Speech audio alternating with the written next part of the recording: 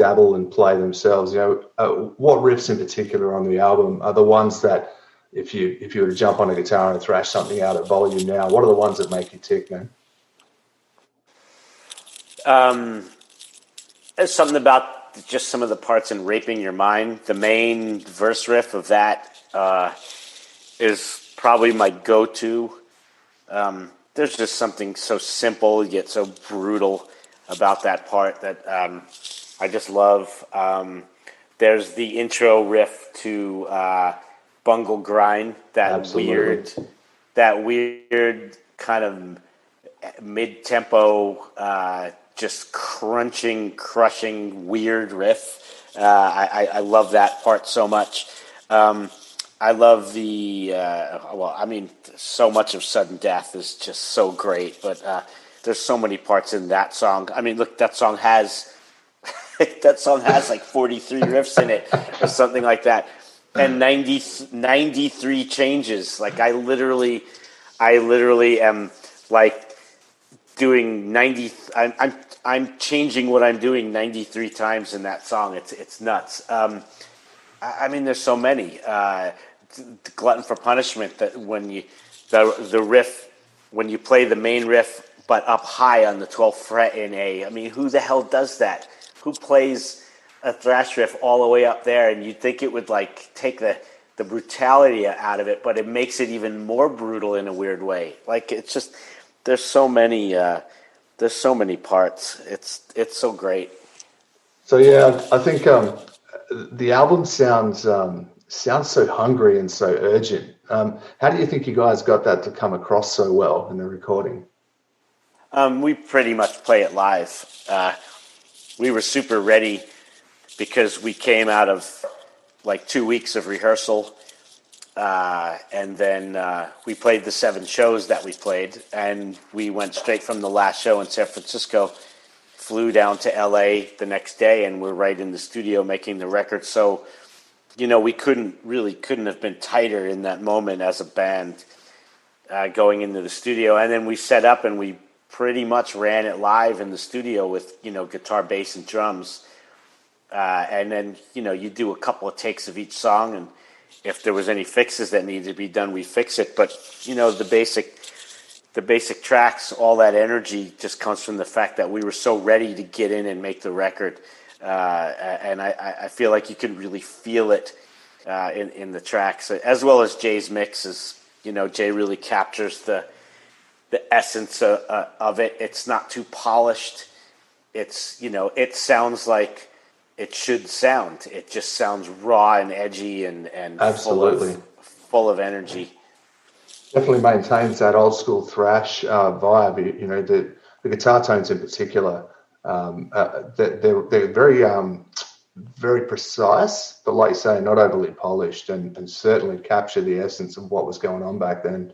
Sure, I mean the precision comes from our tone in our right hands too. Absolutely, we didn't need to do anything else. I mean the tones are there, and they're the exact right tones for this music, and. A lot of thought, as live as it is and all that, a lot of thought went into it beforehand, leading up to that, especially in rehearsal, making sure that, that our tones were going to be right, especially for live, where when you're playing this fast, consistently for 70 minutes or so, with the covers we were doing, we just wanted everything to sound very, very precise because, things could get lost very easily if they didn't sound properly. Absolutely. The way they should. Thrash is that kind of music, right? That if that complexity gets lost in an instant, if that precision's not there, it's always been the way. Sure. Separates the wheat from the chaff, if you like. Yes. So, talking about the studio, you guys banged this out in 10 days. Everyone loves a good studio story. Were there any times where you were kind of taken aback by one or more of the other guys' performances, or any hijinks in the studio? No, there's no hijinks. I don't. I anticipated that answer. To be honest, I don't think. I mean, it would be hard pressed to think of hijinks in the studio. Even going back to the '80s, my experience being in the studios, it's always been very, very much work, fun work, but work. I mean, you're there to do your job. Oh, absolutely. So for me, it's never been a thing. I mean, yeah, we're having fun while we're there, but I mean, this Bungle record was basically there was a lot of coffee drinking and a lot of tuna fish sandwiches eaten and and a lot of metal recorded, and that was pretty much it. Mate, that's the way it should be. We obviously, you said you do most of the music live with any fixes, and then I've had this experience myself in bands, getting to sit back and watch your vocalists do what they do. Was that the case with Mike? Did you guys get to sort of sit back and listen and watch him do his thing in the studio? No, only a little bit. He went and did a lot of the vocals back. He's got a studio at his house, so he only did some of the vocals. When I say we did it in 10 days, that's pretty much that was drums, bass, guitars, backup vocals. Mike did most of his vocals at home, and then Jay mixed it. So, so no, I didn't get to see him sing a lot of the lead stuff. I only saw a couple of little bits and pieces towards the end of the session when we realized we were going to have some time towards the end of the recording. So he started throwing some vocals down. Cool. And all things aside, you'd enjoyed the stage with him previously, so I'm sure that was an experience. It was amazing. Look, I'm a fan of everything. I mean, how many bands is he in? 26, 27? If even just naming the main ones, whether it be, Bungle, Faith No More, obviously, Phantomos, Tomahawk, Dead Cross. What other? Am I missing another major one? Just naming those. I mean, I love all Tom, of that maybe? stuff. But yeah, Keeping Tom. Totally. Yeah. There's tons of stuff. So, I've been a fan of his for so long, and so to actually get to work with him, on this level and be in a band with the maestro, it's been amazing for me on so many levels, from being a complete fanboy to, on the creative level of getting to see how he works and be a part of his process. And that's, to be on the inside of that is amazing. Nice. So we're pretty short on time, mate. I guess last thing, thrash is undergoing quite a revival in the last few years, especially with some really young bands. I do the website and do a podcast as well. What do you feel has led to the resurgence of thrash, and what do you feel Raging Wrath adds to that and gives to the kids that are doing it now? Honestly, it's not something I'm super aware of or have ever really paid attention to.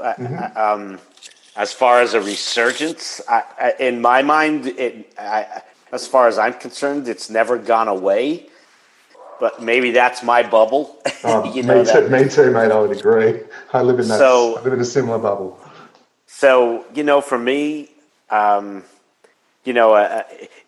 if that is the case, of course, it's something that's great. Look, I feel the good music is just good music, and good bands are good bands, regardless of what kind of genre they're playing. So if there are good bands playing thrash metal, then, meaning new bands, then of course, then they'll be able to get it out there. They'll be able to make it through all of the noise that's out there, and people will pay attention.